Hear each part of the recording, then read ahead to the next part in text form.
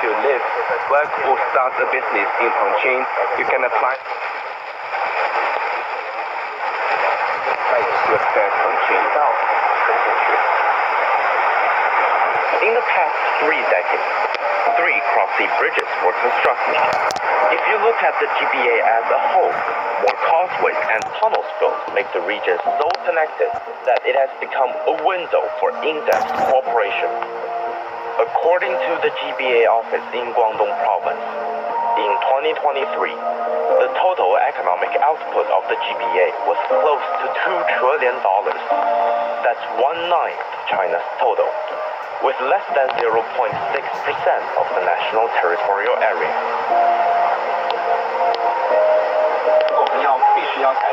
We need to change from single industry economy to more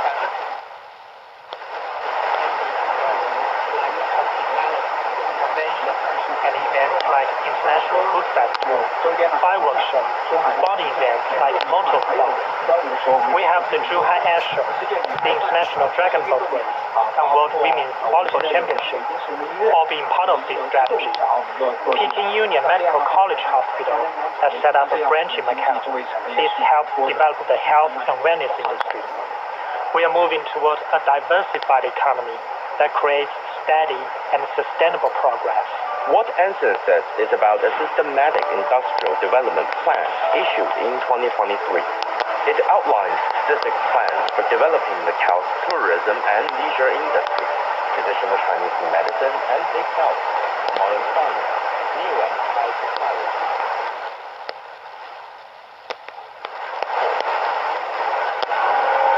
Mario Ho, the youngest founder of a Nasdaq-listed company in Asia.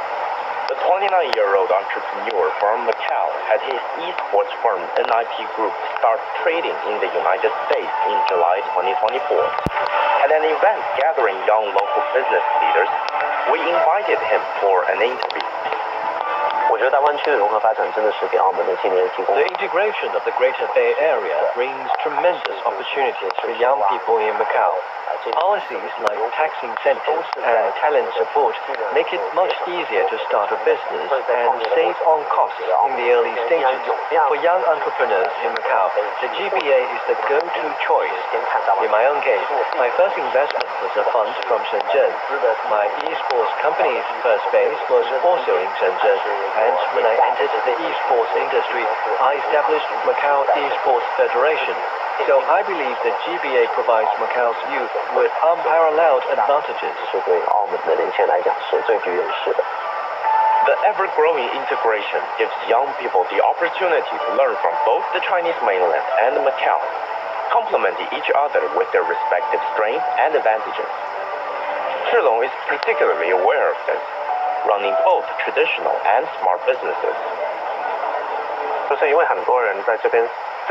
Many people got off boats here at early ages and passed by on their way back.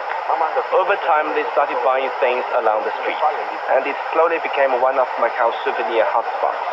It felt completely lost. Why? Because everything, tax laws, regulations, markets, was completely different from Macau. We had to learn everything from the scratch to do business there. To learn from failures. Even for owners with established businesses like Shilong, they have to make allowance for errors and miscalculations and be willing to start from scratch. My second venture was a failure because after my first venture in the mainland, I thought since I had such a large group of clients, I could just replicate it in Macau. But I quickly realized it doesn't work that way. Good thing is they are young and active enough to get back. Shilong's experience in the mainland helped him to improve another business venture. Today, he and his business partners are trying to integrate all services across the community into an app that helps tenants live smartly in the apartment property he runs, which he took us to the next day. And this was inspired by what he saw on the mainland. thought it was amazing. It was incredible how so many things could be handled directly through a mobile phone. In Macau, property management is still very traditional. We rely on physical items like access cards, hardware for residential entry, or elevator control. Even services are often paid in cash. After some research, we realized that this type of industry hasn't been fully developed in Macau yet. So we decided to give it a try and found that the market potential here is actually quite large.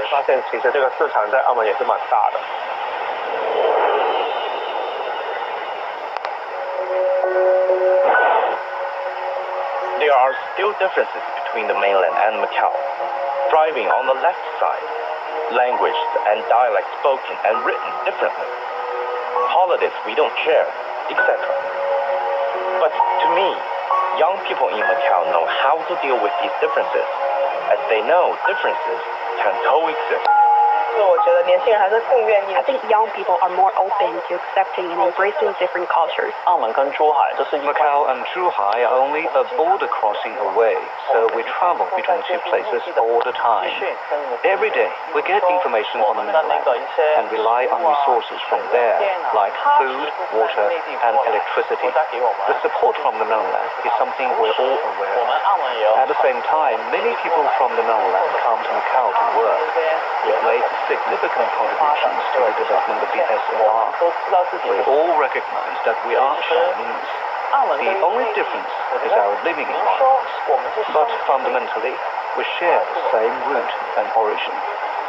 That means a lot, particularly during hard times.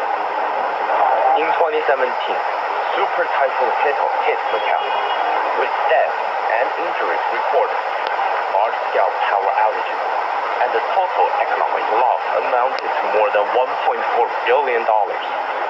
It was the strongest typhoon to affect Macau since the 1950s. During the typhoon, seawater flooded in along with the storm. Records show it was the highest flood level ever, with water reaching about 2 meters. The entire Rachinko Algebra, the road was underwater. The PLA soldiers helped with disaster relief. Their efforts during the typhoon were tremendous, and the people of Macau remain incredibly grateful for what they did.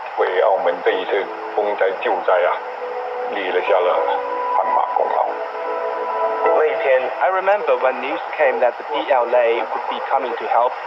The moment they arrived, the sense of relief and gratitude was overwhelming. They worked quickly and efficiently, joining residents, cleaning up and restoring order. That day, I saw so many people crying out of gratitude, truly moved by their presence and help. For some of the young people in Macau, this made giving back a mission.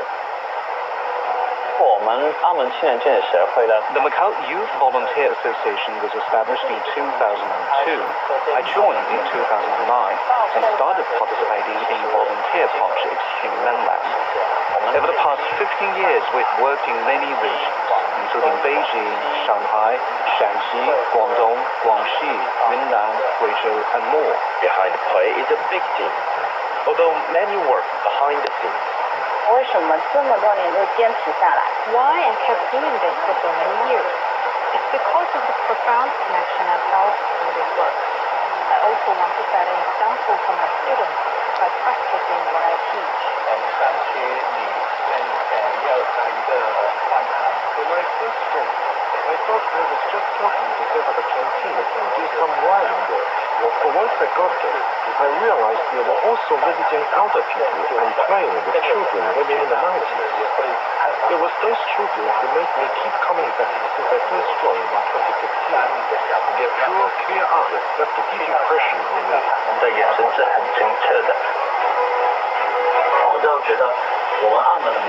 We know that Macau's development today wouldn't be possible without the resources from the mainland. But we also understand that the mainland is vast, with many remote areas. Now that life in Macau isn't good enough, we feel responsibility to give back. This is why we focus on volunteering in remote mountain areas. The reason for doing this is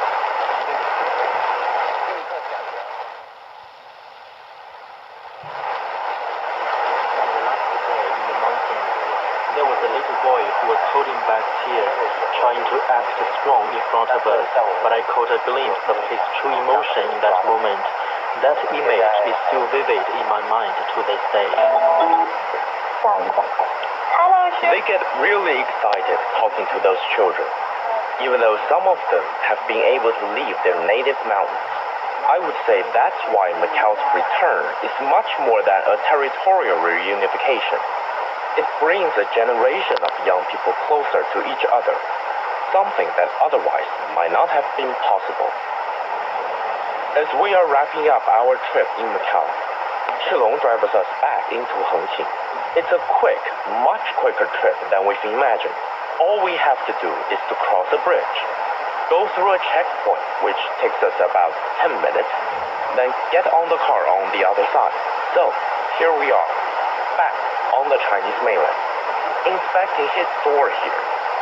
Shilong recalls what Hengqin looked like when he started his business. When I first came to Hengqin, there was nothing but construction sites. I have photos of it, completely barren and undeveloped.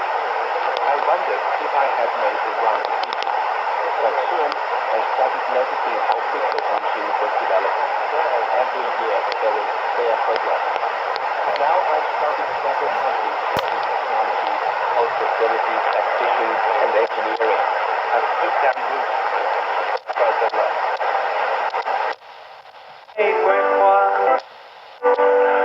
Hengqin as their entry point to the mainland. Test the water. Familiarize.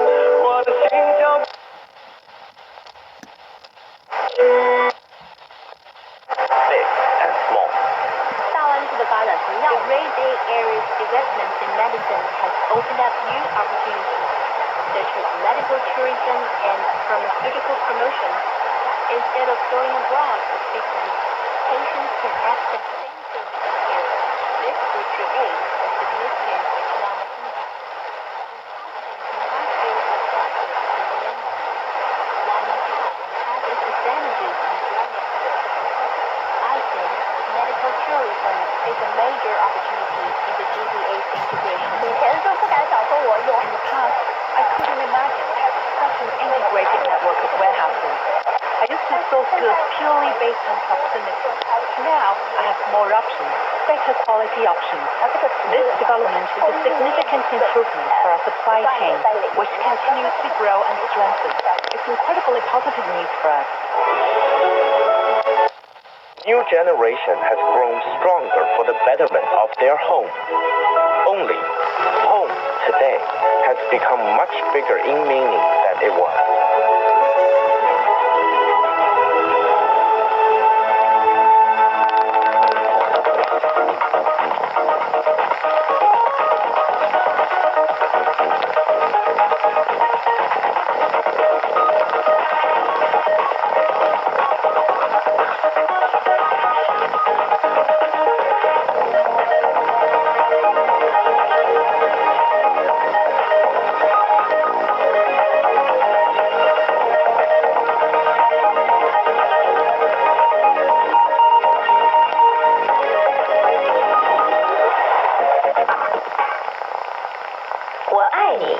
I love you. 我爱你. This might be the easiest way to say I love you, since there are so many other romantic expressions. No matter if you're a rookie 你好，我的中文语你安全。 or a sophisticated learner. 我来北京5年了，我是本地人。 There is definitely something that will interest you. Check out Takeaway Chinese, a word that starts with 你好. You're listening to CGTN Radio. Hear the difference. Experience the musical classics of the East. Mingle with the masters of Chinese music. 的这种美，召唤了女性。因为蒙古民族被称为马背民族，小史二胡。 Music Talk. Witness the sound of antiquity and modernity.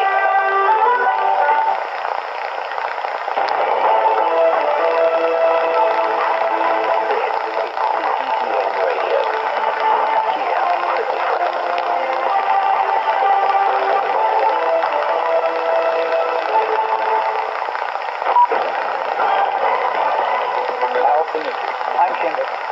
Chinese President Xi Jinping visited the Guangdong Macau in-depth cooperation zone in Hongqin. He had exchanges with Macau residents living and starting businesses in the zone, and with people involved in the zone's planning, construction, management, and services. President Xi also visited the Macau University of Science and Technology. He learned about the development of 2 state-level key laboratories at the university and spoke with teachers, students, and scientific researchers. The president arrived in Macau on Wednesday to attend a gathering marking the 25th anniversary of the city's return to China. The Chinese leader will be present at the inauguration ceremony on Friday for the region's incoming government. Macau will swear in Sam Ho-fai as the new chief executive. The Chinese president will also conduct an inspection tour during his stay. China says it firmly opposes the European Union adding Chinese individuals and entities on its latest sanction list against Russia. On Monday, the EU adopted its 15th package of sanctions against Russia. The Chinese Commerce Ministry has urged the European side to immediately stop harming Chinese enterprises. It also says China will safeguard the rights and interests of its enterprises. Global financial messaging platform SWIFT has released data on international payment currencies. The yuan ranked 4th in the world for payments in November 2024, accounting for nearly 4% of global payments by value. China and India have reached a 6-point consensus on their border issues. The meeting in Beijing on Wednesday was the first of its kind in 5 years. Both sides agreed to safeguard peace and tranquility in the border areas. They agreed to continue seeking solutions that are fair, reasonable, and acceptable to both sides. Special representatives of the 2 countries will hold a new round of meetings in India next year. Citizens call for free and fair elections in Syria. The envoy was speaking before wrapping up his trip to Damascus. Citizens said there's a lot of hope to see the beginning of a new Syria. Philip Crowther reports from Damascus.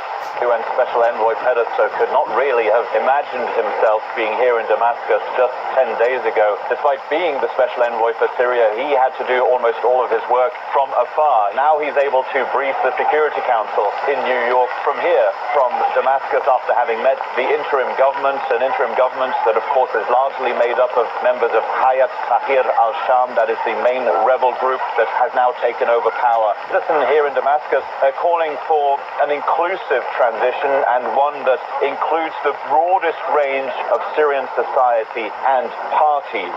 He also wants this transition to happen under the existing UN framework. This was put in place for there to be a political solution between the government of Bashar al-Assad and the opposition during the civil war. That, of course, not necessary anymore.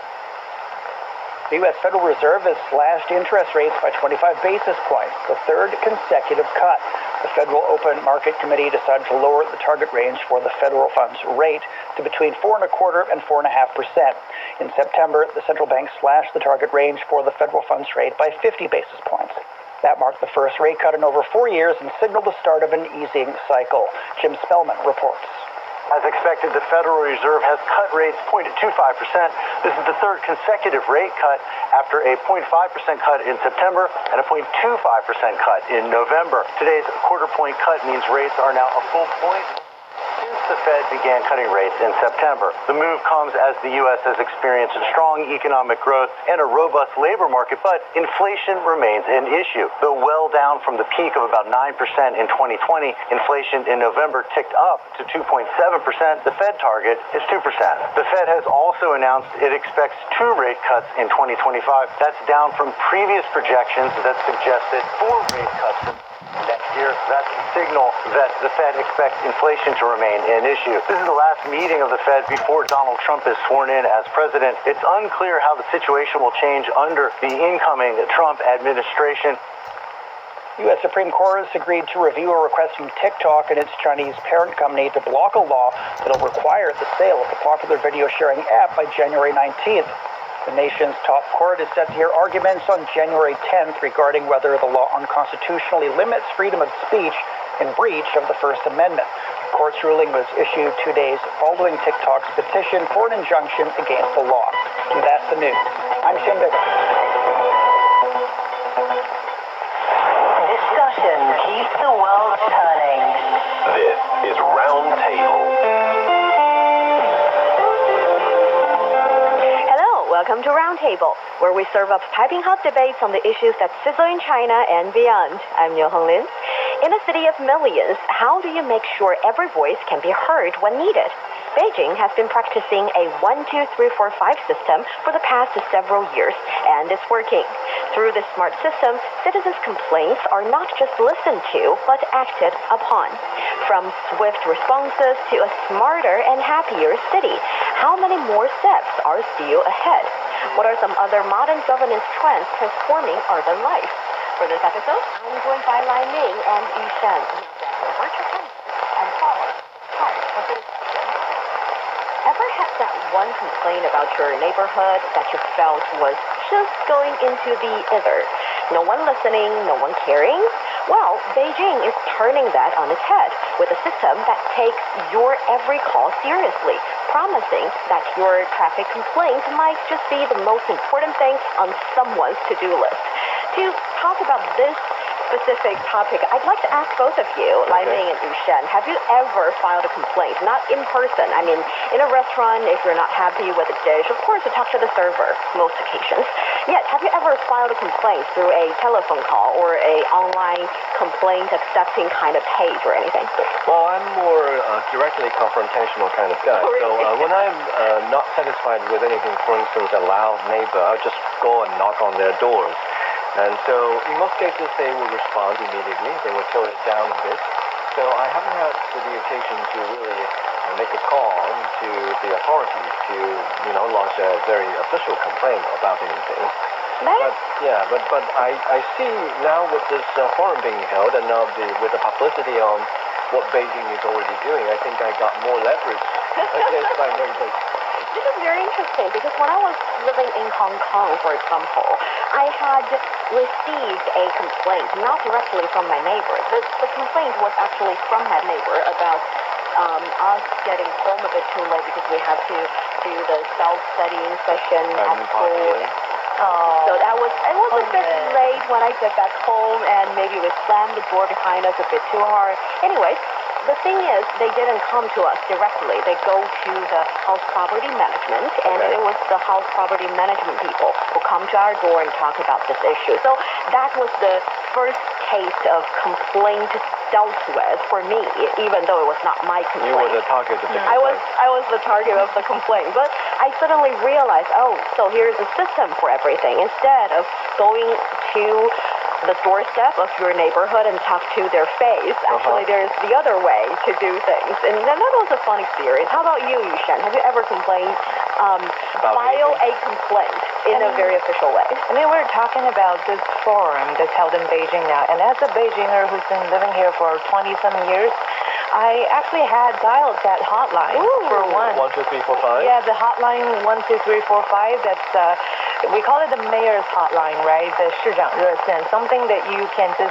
dial and say your problems or voice your issues, and the mayor is going to take your call. And talk to the mayor. Someone that works for the mayor is going to take your call and going to address the issue. And in my case, I actually dialed it because I was dining in a restaurant next to my community, and it's supposed to be a non-smoking area.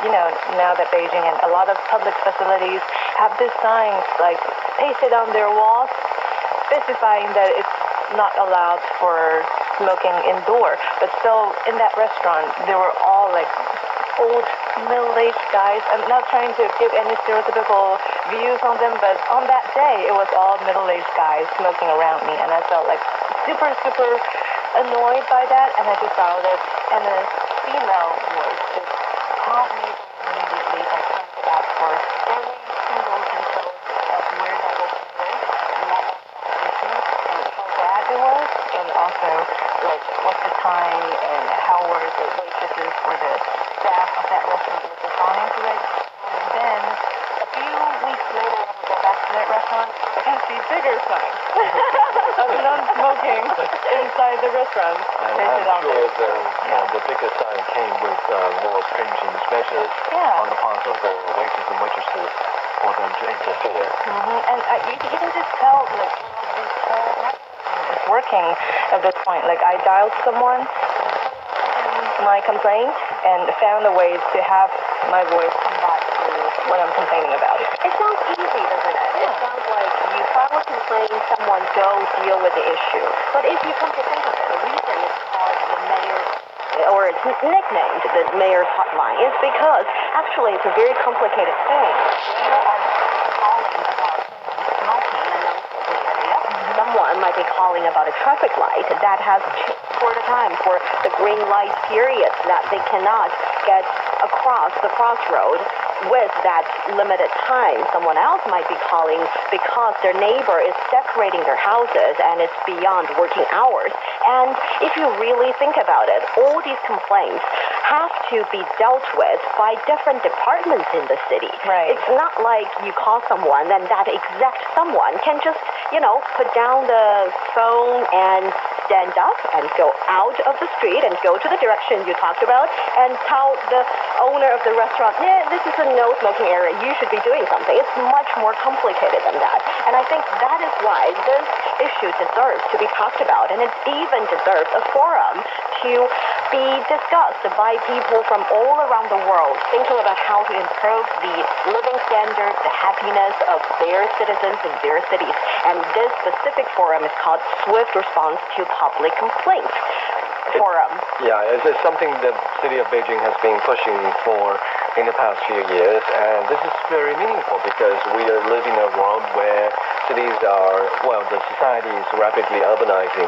As of 2023, more than half of the world's 18 billion inhabitants live in cities, and the United Nations expects that figure to reach 70% by 2050. So we are going to be living in an environment that's getting more and more crowded, and people have way more interactions than they do when they live in separated villages.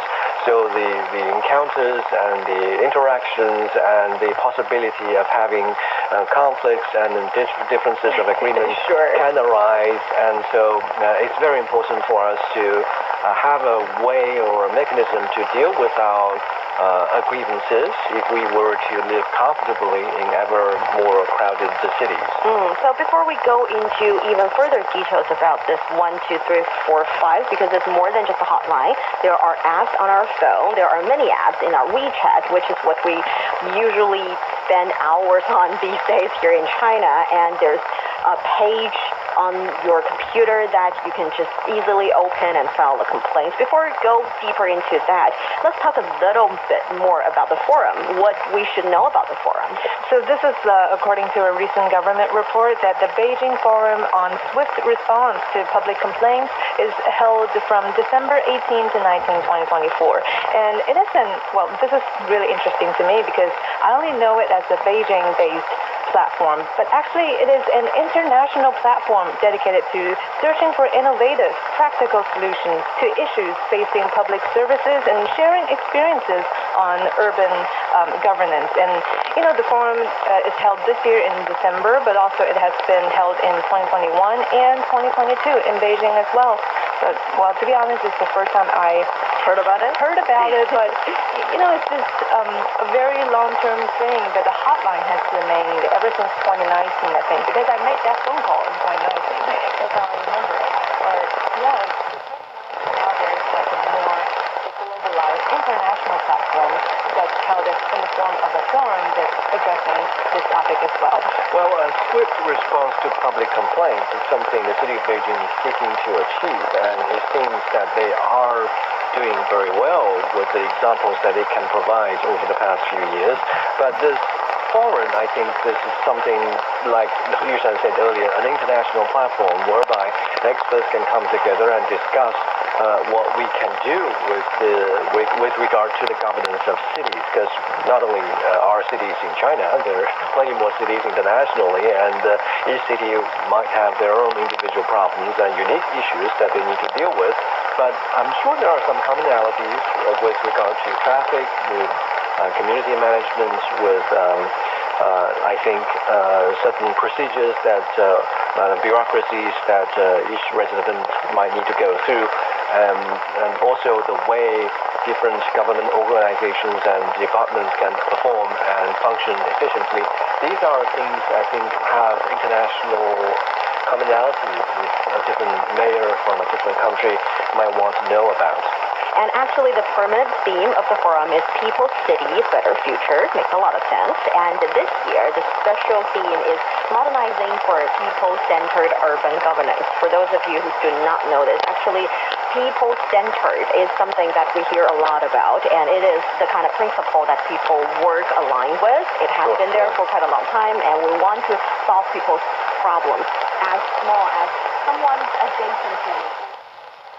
It sounds like a small complaint, yet it bothers you when you're actually at that position.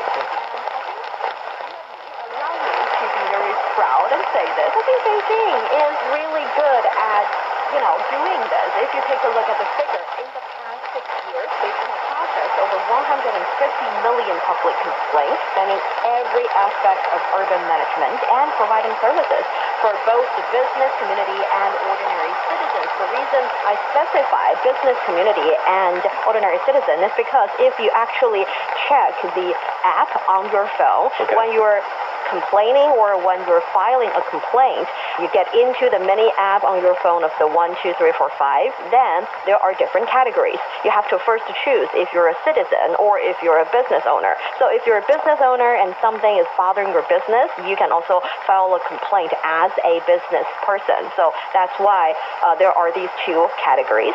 And if we take a look at the resolution rate and satisfaction rate, both of these rates are 97%.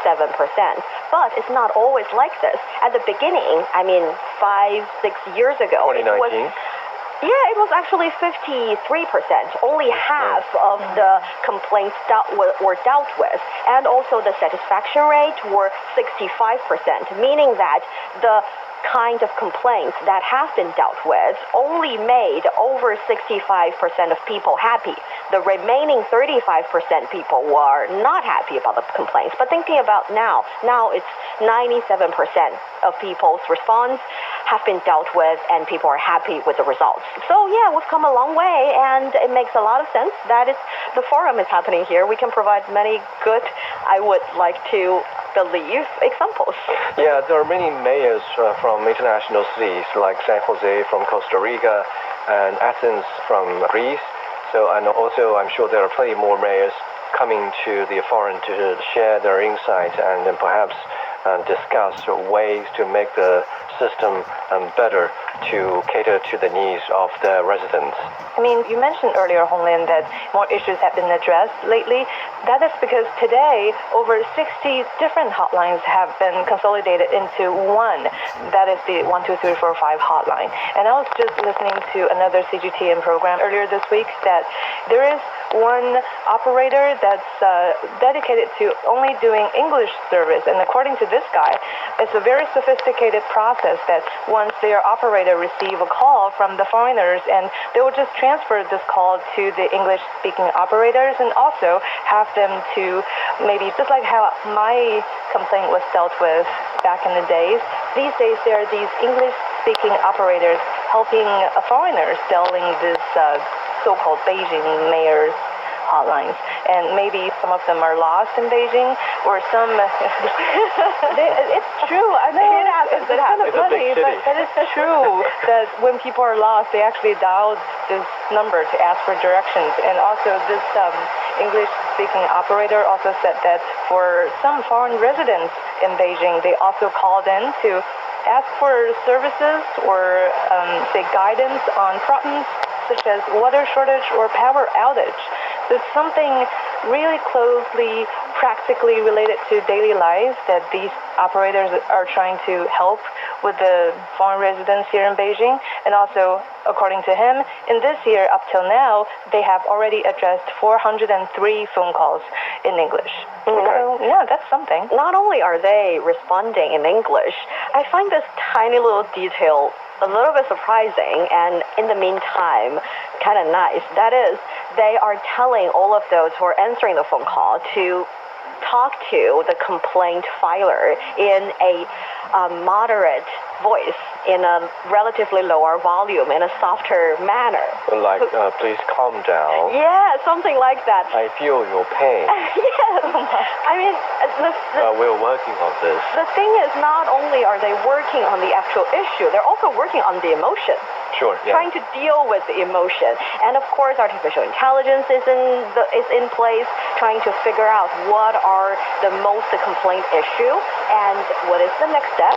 Actually, since 2021, Beijing has annually selected prominent and reoccurring issues from these citizens' complaints and started to figure out what are some issues that they should be working on, not passively, but actively and proactively. So they focused on a project called Monthly Priority, and using this monthly priority over the past 4 years, more than 60 issues have been included in special government projects, resulting in the completion of over 1,800 tasks and the formulation of over 400 policies. This approach has shifted the focus from solving individual problems to addressing categories of issues, addressing the issue that is commonly seen. And I think this is another very meaningful aspect of having this hotline. That is, not only are we solving the problems, we're trying to see what are the areas that would have more problems, and let's just tackle the problems even before the complaints happen.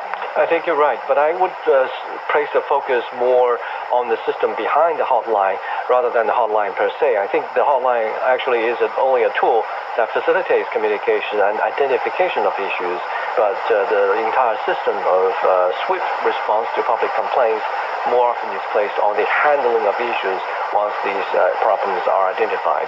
So yeah, I agree with you, Lai-Ming, because, well, again, quoting from the CGTN show I heard earlier this week, so what the 12345 hotline reflects is a new form of government accountability. It's a that government can be a benevolent force that serves everybody in a very wide variety of ways. We mentioned how big Beijing is, how complex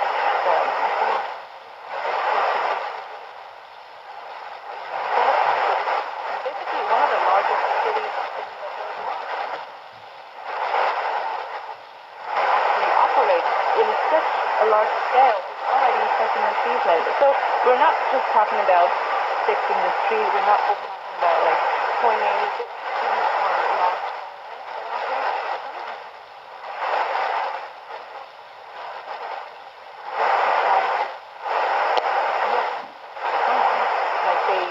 probably not really in need of any instant help of any sort, but just, feel heard and feel like they're talking to someone. That is also included as part of the services the hotline provides. That was what astonished me as well. Again, this is a system that helps people to feel connected, and it's an integrated platform to not only address issues, but also, like in the meantime, get to the people in a very Chinese approach. We've got some fans of 1, 2, 3, 4, 5. And if you really want to praise the 1, 2, 3, 4, 5 system, actually, when you go into the mini app of the 1, 2, 3, 4, 5, there is a column of praising something. In Chinese, we say 表扬. So you can actually click on it and tell people what are the things that they're doing really, really well and you want to speak high about.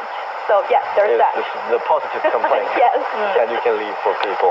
Yes. Interesting. So the other point I'd like to highlight is what you mentioned slightly earlier, and that is this is the 1, 2, 3, 4, 5 hotline actually is a consolidation of some existing hotlines.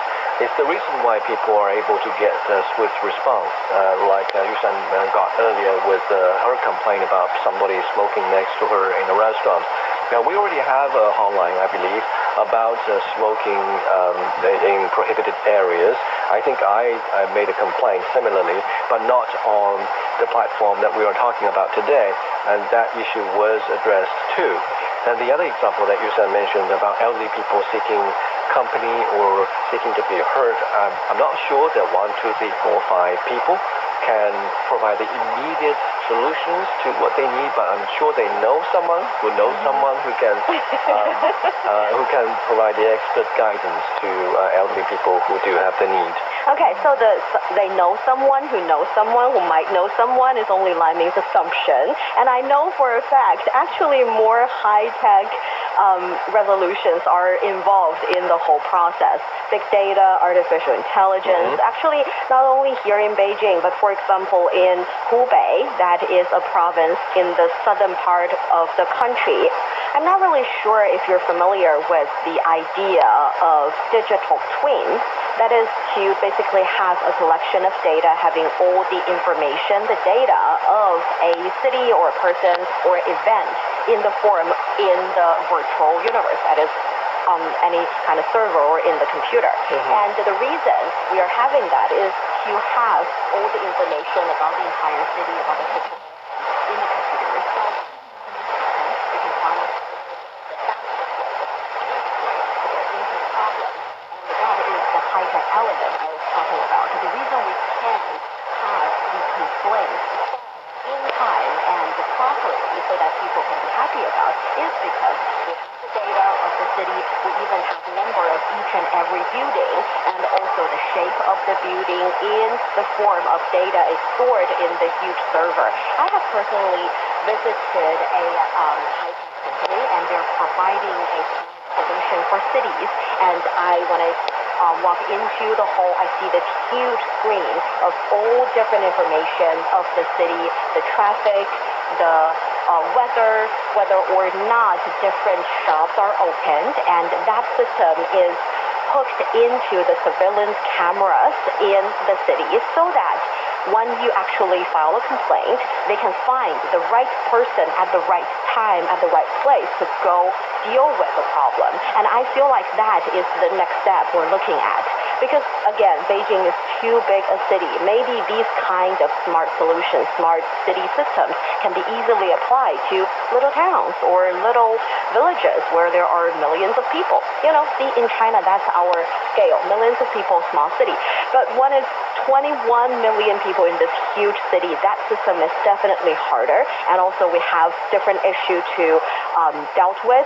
For example, if this surveillance camera is in someone's shop, whether or not we should include that in the system, who should have the authority to visit such system, and what kind of emergency is too big an emergency that we need to alert everybody. All these issues definitely would be dealt with in the future and hopefully would be talked about on the forum. Yeah, I think we talk about this similar practice between different government organizations, central government organizations, and that has made things much easier for people, for example, that are seeking to have their visa approved or get a new passport, that kind of thing, or get a new identification card. But now we're only beginning to see similar things taking place on the city level. And imagine the kind of data that the city has to collect to create more like a twin of the entire city rather than the twins of individual residents in the city.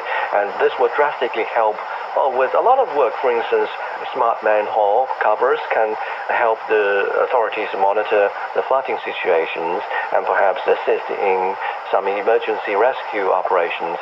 So we are not only promoting the system to solve individual issues of individual residents in the city, we're also seeking and also aiding the work of different government organizations and departments in what they do. So I can only imagine, in fact, I can't imagine the kind of potential that such a system can deliver going forward. Well said.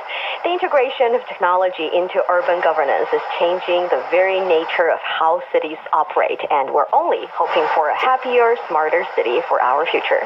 This is Roundtable with myself, Niu Honglin, Lai Ming, and Yu Shen. The mother put the porcelain spoon. The mother drew back and pulled the little girl back. But the mother did not hear the old voice. She heard the mother. Experience the heartwarming story of a mother's love that knows no bounds, titled The Mother, written by Nobel Prize-winning author Pearl S. Buck. It's a story of love, sacrifice, and the universalism of motherhood that transcends race and borders, told through a an account of an unnamed mother living in rural China in the early 20th century. Get the audiobook right now at radio.cgtn.com or any major podcast platform. Simply search for the Books and Beyond podcast and key in The Mother.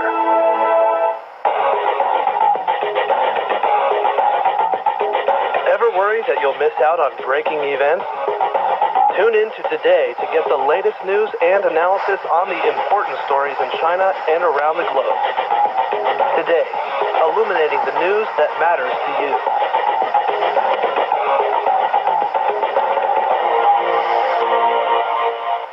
As you sip your morning coffee, we transport you from the sea of tulips in the countryside to the exciting moments of table tennis world. As you commute in the hustle and bustle of rush hour traffic, we guide you to navigate from intricacies of global markets, International Monetary Fund, tech revolutions, the conflict between Israel and Palestine, Can cross the border. to the El Niño fires. Over 90 active fires have been reported. As you gather around a community event, we provide you the vibrant sounds on different topics, such as how AI empowers education, that provide teachers and students. What does Loom or the Chinese dragon mean to the Chinese people? Symbolizing great power, good luck, and strength. Why live stream shopping is gaining popularity in Brazil. Entrepreneurs are seeking to establish a strong presence in the Brazilian market. CGTN Radio, your constant companion to connect people through sharing insights, interviews, and opinions that help us to see the world. Together with CGTN Radio, hear the difference. You can download the CGTN app to get more valued information.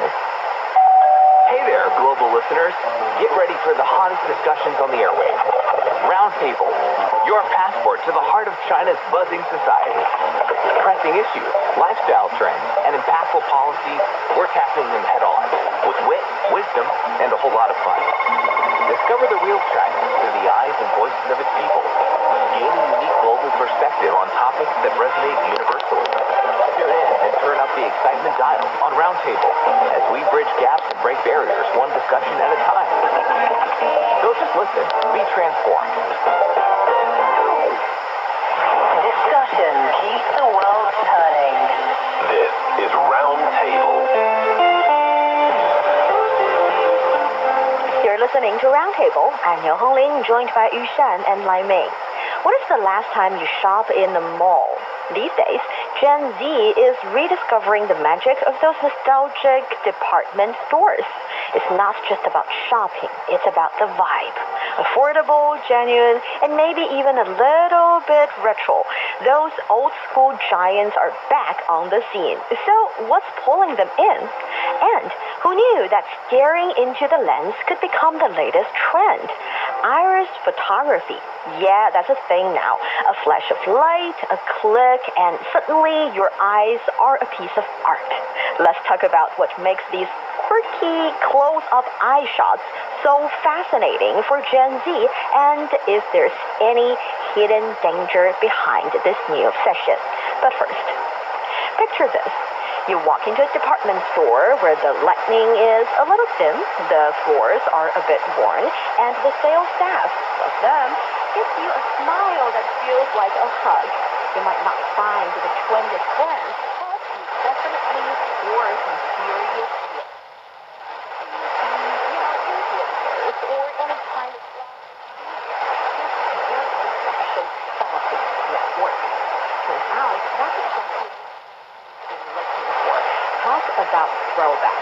I have to ask Yishan, because you are the young representative here in the studio, when is the last time you went to a department store? And do define department store and mall while answering that question. Well, for the first question, when was the last time I was there? It's just like a few months ago, maybe by springtime in 2024. Oh. Yeah, that was when there's a lot of winter, say, boots and down jacket, and the very warm kind of hats were on discount. And my mom just a big fan, a huge fan of such department stores, the old-style department stores, just had to grab me into her favorite one, which is the Xidan Shangchang, the Xidan Mall department store, yeah. So we were there for like the whole morning, and she was super happy. She shopped a bunch of things that she already had, but she just needs more, and she just loved walking around the piles of, jackets and sweaters, cashmeres, Piles. Piles, and that was the piles, right? Too. So yeah, what is department store, you might be wondering? It usually refers to that kind of older styled, most commonly state-owned big shops that used to be the shopping paradise for the Chinese, especially back in the 1980s and 1990s. So this is coined by this online news platform called 北晚在线. So usually this kind of stores, they're very different from modern malls or say supermarkets that we commonly see nowadays. These stores, they, perceived in the Chinese context, are commonly known to be incorporating a lot of products. So what do they sell? They have basic, wide range of goods that mainly focus on basic necessities, including day-to-day home commodities like clothing and household items, beddings, food, snacks, that kind of things that you need for daily necessities instead of for fashion or elegance or just appearance. But these stores nowadays, it's kind of like a trendy thing again, as mentioned by another source called the Life Week Lab, which is a weekly news and cultural magazine and under the Life Week magazine. So according to their article, they talk about how young people, Gen Z, are now coming back to such malls and not just malls, the department stores, and try to find that good old traveling back into the 1990s and 80s and shopping in such department stores that's not really so commonly seen nowadays. Right. Department stores, there are all kinds, and many of them appeal to the relatively older generation of consumers, but I'm sure there are relatively modern ones that appeal to a younger member of the consumer base, that's for sure. For instance, I think the Wanda, which is a very famous real estate developer, it owns many department stores across the country, in fact, and in my perspective, their department branch, although still carries the order and flavor of the old-style department store, do have some relatively well-known brands, comparatively speaking, so they're better lit than the stereotypical department store that we have in mind. So, like I said, there are all kinds that appeal to different kinds of consumer base. But a quick comparison between the department store in question and also the modern malls, is that the department stores are always packed. And with goods. Yeah. With people too, hopefully. Okay. With all kinds of goods, and the brands of goods that are not always well known internationally on TV or over the internet. Oftentimes you see a lesser known brand. I mean, I'm not the guy that enjoys going shopping every so often, so I'm not very familiar with the brands out there.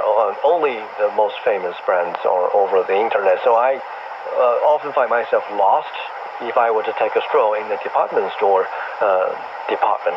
But for modern malls, you think of a well-lighted place, open space, different kinds of storefronts, and very open space where kids can run around and even ride their toy electric cars, and then often there's the display of electric vehicles more often than not in recent years.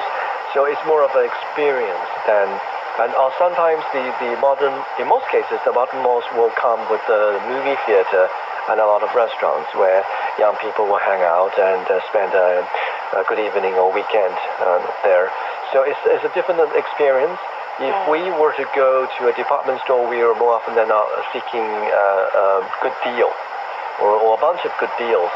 Whereas if you were to go to a modern mall, you're more often seeking experience rather than the the product per se? I think experience is the key word here, because nowadays a lot of us, I think it's more than 90% of us, are very much used to shopping online, especially if you have a specific item in your mind that you want. You hope it can be delivered to your doorstep 1 or 2 days later. You go search online and just make the purchase. It's that easy. So I would like to be so bold to assume that nowadays, if we choose to go to a mall, it's definitely more than just shopping. It's more than just go looking for a certain item. It's definitely about the experience. So let's compare different experiences provided by these different types of consumption scenarios almost. For modern malls, like Lai Ming has said, you go, you shop a little bit, you go around, you watch a movie, you go to the karaoke inside the mall, you have some food, you try to exhaust your kids so they do not bother you at night. And there are bookstores where you can hang out and have coffee. And there are coffee shops where you can hang out and read books. So it's just like a lot of things you can do. Oh, and then also there are a lot of escape rooms in these huge malls as well. So a lot of things to do. But for the trendy and fashionable young Gen Zs, apparently they are seeking these kind of pleasure, these kind of nostalgic and interesting experience in these old school departments, because these departments, to start with, if we're talking about the stuff that are sold in these places, more than just unbranded, relatively good bargain, a good deal can definitely be found, but also some other gadgets sometimes, and a little, for example, a button that you were looking for a period of time for your favorite clothes, yet it's kind of worn and you want to make sure that you can still wear it for, I don't know, 1 or 2 years. These kind of stuff are not commonly sold in modern malls, but you can find them in these department stores. Yeah, and a few months ago when I was just wandering, lost literally, in the Xidan department store, I realized that all of the individual brands, they were labeling as we're on discounts. It's cheaper than online price. And I checked one, a Boots brand, and I checked their Boots, the same product or similar looking products. It's indeed cheaper to get it in a department store. Another good reason to go visit these places. Right. In the meantime, for me, one thing that I can definitely, one fun, or I don't know if it counts as a leisure activity, is both of you mentioned pile of clothes. That's not the common scene you can get in a modern mall. Yet, if it's in these department stores, more often than not, there would be these booths in the center of a big lobby. Yeah, of a big lobby. Right. And you do see pile of tops or maybe hats or sometimes scarves, and they say with 100 yuan you can get 3, any 3 you want. And the fun of scavenging hunts, almost like you find the one you want and you found already 2, but you cannot find the perfect 3, and you were struggling whether or not to just get one that is just okay, but to make sure you can have the 100 for 3, or just keep looking for it. It was a fun experience for me. That's a vivid portrayal of your own sentiments while shopping and going on a scavenge hunt in a department store. Yeah. You're letting out too much about yourself on the show. But, well, we already know who you are, and I'm sure there's plenty of people out there who share the same kind of sentiment, and that is to find a good deal, to enjoy the feeling that they're taking advantage of the salespeople. In fact, on the other hand, I'm sure both sides are happy at the end of the day. And I think you mentioned a very interesting point, Honglin. That's the visual aesthetic and the atmosphere you get from the interior design of these 2 types of shopping places. Do you mean the lack of interior design? I mean, in a right and not right in the same time. I mean, in a department store, the sales ladies, they're too busy showing you what they have, like presenting what they have right in front of your face. Then, they have no time to just manage on how to make their interior look of the shop to be elegant, to be fashionable. But in the meantime, for those shops in the mall, they have their, say, brand image to keep. For some flagship stores, they even have this particular purpose of, displaying their best or latest products at the center. So there's a certain type, color and design and display styles that they have to think about. But for department stores, they don't need to worry about that. Well, it's the way they're organized and managed, in fact. And if you compare this to the modern malls, like I said earlier, more often than not, you see individual units featuring individual brands. Like Lego would have a storefront, Belly would have a storefront.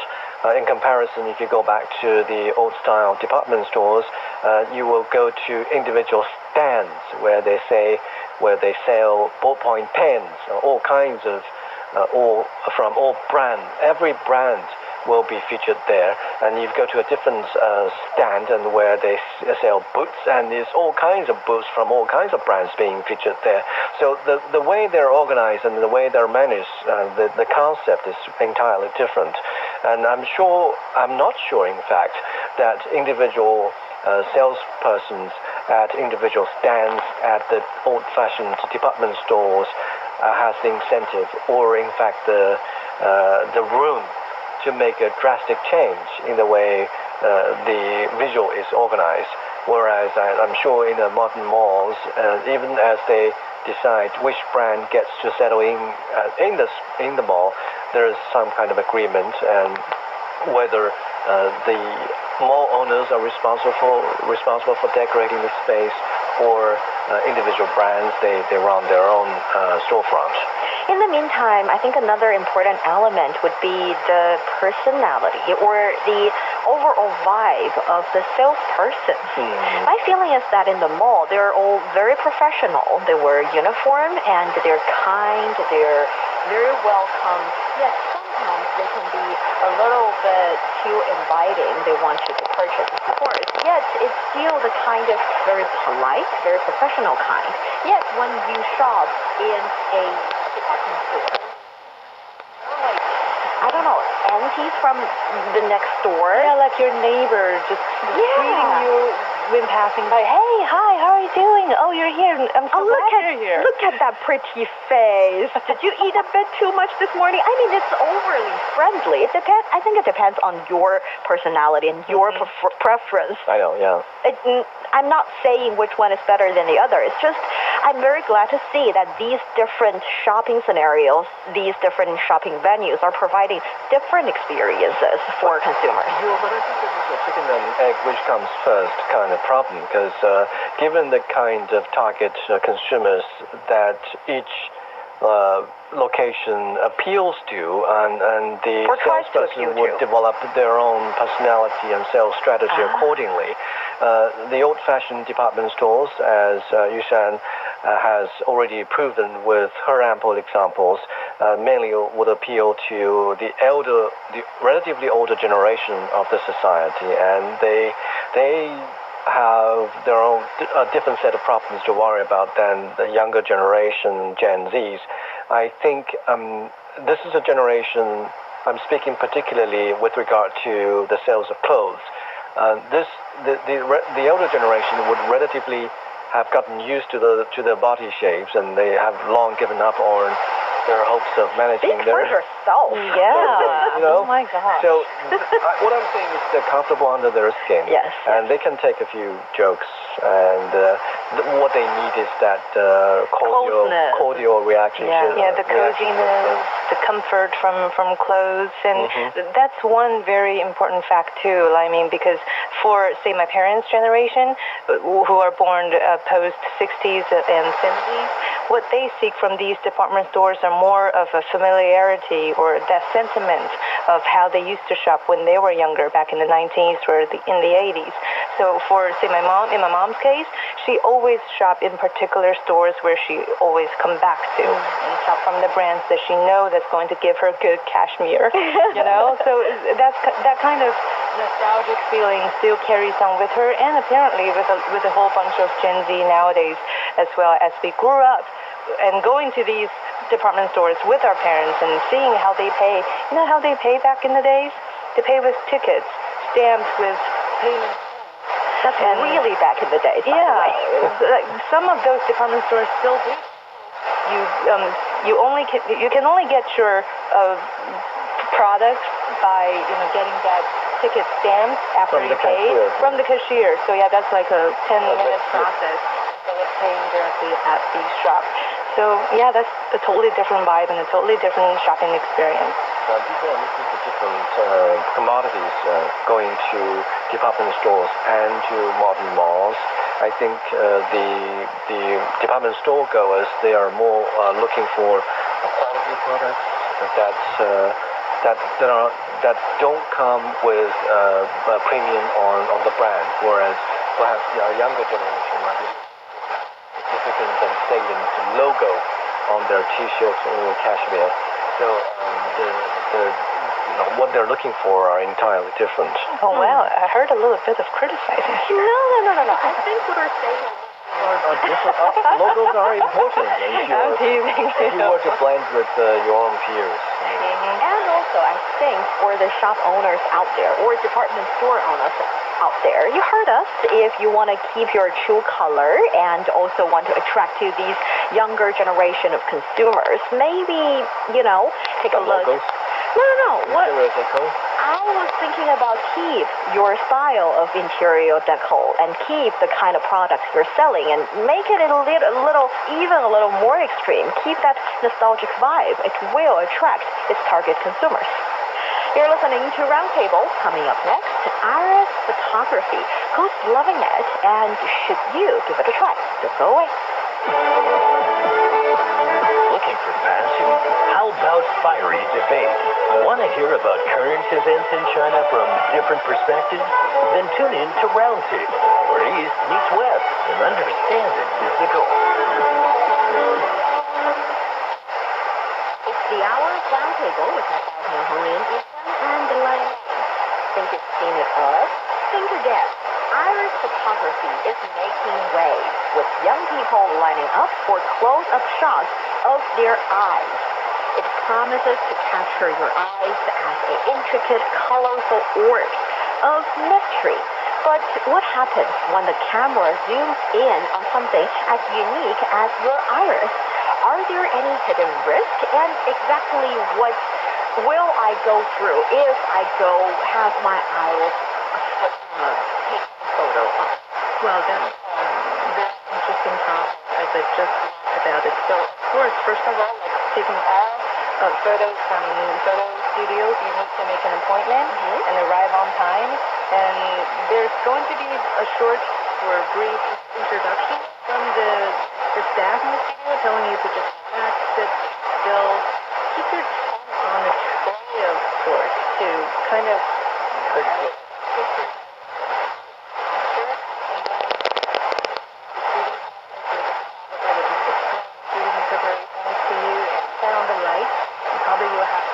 close your eyelids, keep your eyes wide open, and then they'll adjust to the brightness of the light. The exposure of the light and the rays of beams of light, and then it's going to be complete in about 1 minute. And after is the long time, the half an hour of post-processing of that picture to make it good and aesthetic and wow. How? Exactly, because last time I checked, my iris would be, black or brown towards black.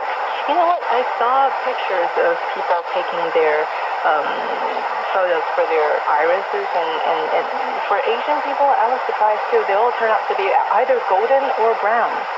Yeah, that's natural. Our irises are natural iridescent. It's a very colorful part of our eyes, and when you throw light in there and it gets reflected in the camera, you can capture the beauty of our eyes. It's a myth, but it's beautiful. And at the same time, actually, sometimes the shop owner would style the picture and making it colorful. So that is another process. If you want your eyes to appear or iris to appear, because for those of you who have never seen a photo, instead of your entire eye, really just an orbit or a round shape that is with the pattern, maybe colors on it. They can be colorful. You can select the color you want. So my question is, why are people liking it? I think for young people, this is mainly for young people that we're talking about, right? For a lot of young people, it's the same as, you know, the MBTI test, the 16 personality test.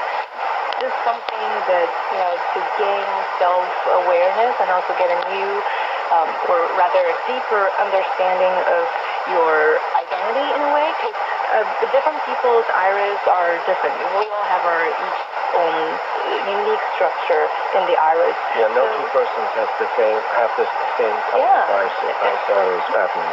So, which is why it's used as a biometric data to tell one person from another, like a footprint. That leads to my next question. Will this kind of photography leak the very important information of my biometric? I'm sure it's risky. And although, daily life we only are exposed to the idea of iris in science fiction movies, where you see, what's the Dan Brown novel where the director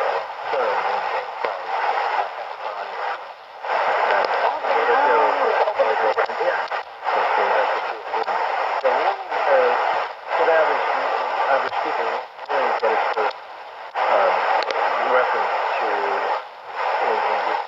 But who knows? Maybe in the future, it will be as a way to unlock our smart devices. Already we are looking at facial recognition.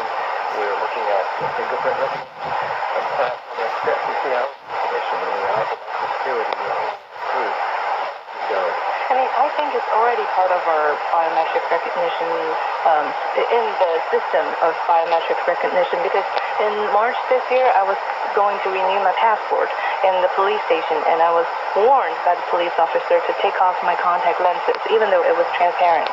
You know, like, it's not that kind of printed with color, but transparent one. And even that couldn't pass their check. They told me that you have to remove everything on your eyes in order to take the picture. And I think that's for a particular reason, right? They won't care too much of your eyes or contact lenses. Whether they look nice or not. Yeah. Well, here in China, we barely notice this, but in a different country where there's a mix of races of people residing there, the color of one's eye is a very important index in anybody's ID card. I remember on my driver's license, it was said my eyes are black. Also, actually, experts say, though these kind of iris photography would show you a picture that looks like the pattern are very clear and the color are very bright and rich, actually the preciseness is not actually, let's say, good enough to have your biometric identification being linked, meaning that their photography or their devices are just not good enough in the sense of leaking that important information. Yes, I agree with both of you. I think they're good enough. Yeah, I agree with both of you. It's still something that we should definitely pay attention to. At the same time, if you look at some of the customers, apparently not only are we looking at the young Gen Zers, actually many of the customers are the young. We want to have the iris look, they put together once the station is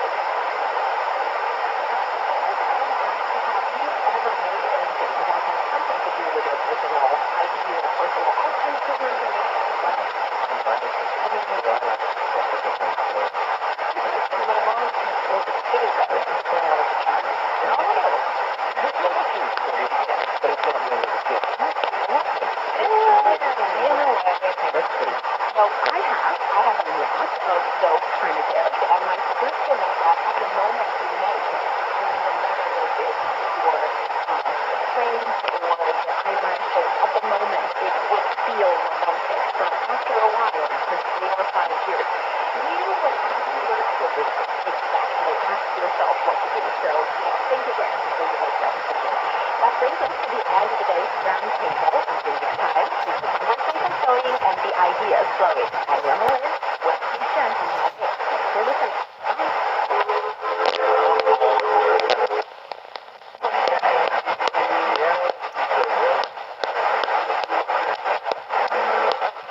Made especially for audiobook lovers.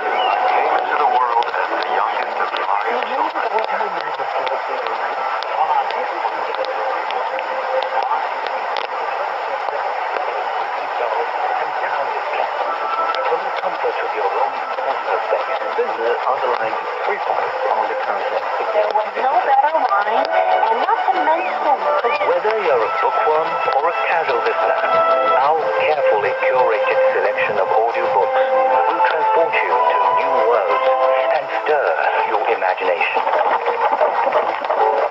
subscribe to Books and Beyond and start your audiobook adventure now on radio.cgtn.com or your favorite podcast app. Are you interested in learning Chinese? I always tell my students that listening is the key to mastering the language. Check out Takeaway Chinese, where you can start learning the language quickly and enjoyably, no matter if you're a rookie or a sophisticated Chinese learner. There is definitely something that will interest you. Check out Takeaway Chinese. A word starts with 你好.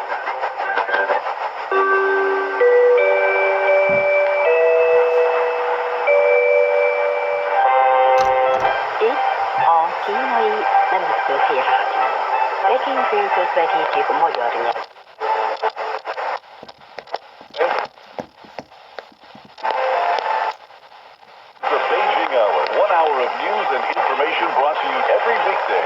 Now here's your host. Shane Bigham with you on this Thursday, December 19th, 2024. You're listening to the Beijing Hour, coming to you live from the Chinese capital. On today's program, the Chinese president visited the Guangdong-Macau in-depth cooperation zone in Hongqin. The UN Special Envoy for Syria.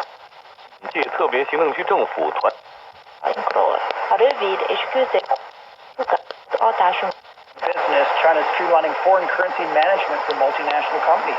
In sports, the FIFA Intercontinental Cup. In culture and entertainment, a museum exhibition shows Macau's close ties with the maritime